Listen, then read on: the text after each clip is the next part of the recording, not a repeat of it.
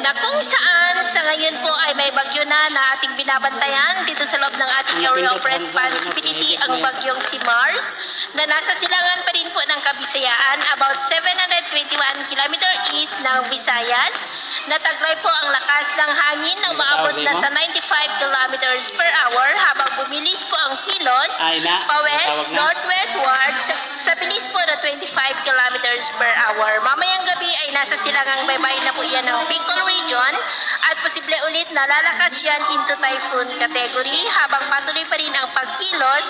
pa-west, northwestward at bukas ng tanghali o hapon ay nandyan na ulit sa silangang baybayin ng Cagayan at sa Miyerkules, posibleng hindi po yan makakilos pa-northward o pataas dahil po sa presensya ng malakas na amihan sa taas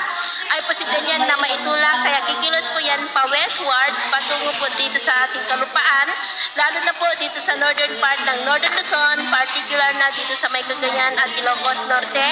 maging po sa mga isla ng extreme Northern Luzon, kaya maghanda po tayo. Bukas o sa Miyerkules ay posible na po na itaas ang tropical cyclone wind signal number 1 sa ilang bahagi po ng silangan ng Luzon.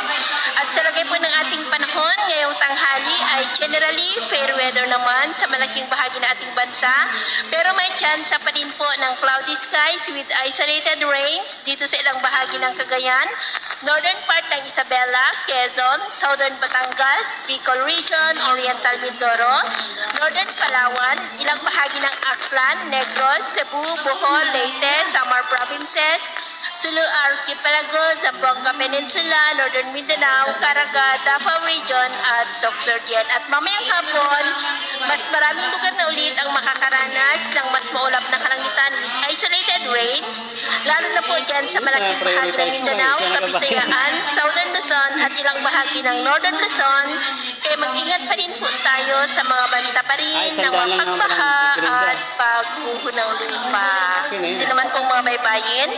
Dahil sa amihan ay maalon na po sa mga baybayin ng Batanes, Babuyan Islands, Ilocos Norte Seaboard ng Cagayan. Ang mga alon ay posibleng aabot hanggang po sa 3 to 5 meters height. Kaya iwasan na muna natin ang papalaot